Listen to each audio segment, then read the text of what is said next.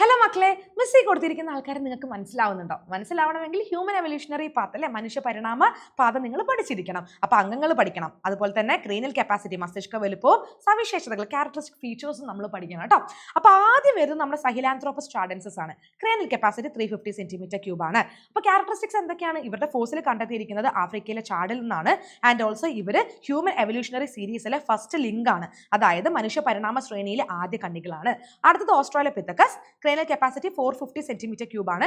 ആഫ്രിക്കയിൽ നിന്ന് ഫോസിലുകൾ കണ്ടെത്തി ഇരുകാലി നടത്തം, ബൈപെഡലിസം കാണിച്ചിരുന്ന ആൾക്കാരാണ്. അടുത്തത് ഹോമോ ഹെബിലിസ് 600 സെന്റിമീറ്റർ ക്യൂബ് ആണ് ക്രേനിയൽ കപ്പാസിറ്റി. ആഫ്രിക്കയിൽ നിന്നാണ് ഫോസിൽസ് കണ്ടെത്തിയത്. ലാർജ് സ്കള്ളുള്ള ആൾക്കാരാണ്. ആൻഡ് ഓൾസോ ഇവർ എന്ത് ചെയ്തിട്ടുണ്ട്? കല്ലുകൾ കൊണ്ടുള്ള ഉപകരണങ്ങൾ ഉണ്ടാക്കിയിട്ട് വേട്ടയാടിയിട്ടുണ്ട്. കൂട്ടമായുള്ള ജീവിതവും കാണിച്ചിട്ടുള്ള ആൾക്കാരാണ് കേട്ടോ. ഇനി ഹോമോ ഇറക്ടസ് ആണ്. 900 സെന്റിമീറ്റർ ക്യൂബ് ആണ് മസ്തിഷ്ക വലുപ്പം വരുന്നത്. ആഫ്രിക്ക, യൂറോപ്പ്, ഏഷ്യ എന്നിവിടങ്ങളിൽ നിന്നും ഫോസിലുകൾ കണ്ടെത്തിയിട്ടുണ്ട്. ഇരുകാലിൽ നിവർന്ന് നടന്ന ആൾക്കാരാണ്. വിശാലമായ നെറ്റിത്തടം. അതുപോലെ തന്നെ ഇവരെന്തായിരുന്നു? ഒമ്നിവോഴ്സ് ആയിരുന്നു അല്ലെ. പിന്നെ ഇവർ എന്ത് ചെയ്തിട്ടുണ്ട്? സ്റ്റോൺ വെപ്പൺസ് യൂസ് ചെയ്തിട്ട് ഇവർ ഹണ്ട് ചെയ്തിട്ടുണ്ട്, വേട്ടയാടിയിട്ടുണ്ട്. അടുത്തത് ഹോമോ നിയാൻഡർതാലൻസസ് 1450 സെന്റിമീറ്റർ ക്യൂബ് ആണ് ക്രീനൽ കപ്പാസിറ്റി വരുന്നത്. ജർമ്മനിയിൽ നിന്ന് ഫോസിൽസ് കണ്ടെത്തി.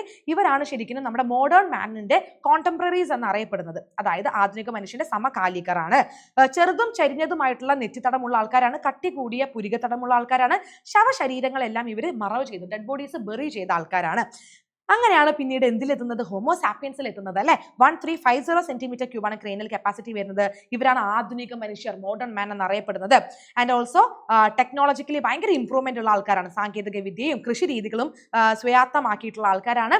സാംസ്കാരികമായ പരമായിട്ടുള്ള ഉയർന്നവരാണ്. അതായത് നമുക്കൊക്കെ എന്തുണ്ടടാ? നമുക്കൊക്കെ എന്താണ്? ഒരു കൾച്ചർ ഉണ്ട് അല്ലെ. അതുപോലെ തന്നെ ആനിമൽസിനെ ഡൊമസ്റ്റിക്കേറ്റ് ചെയ്തു, സിറ്റീസ് ഉണ്ടാക്കി.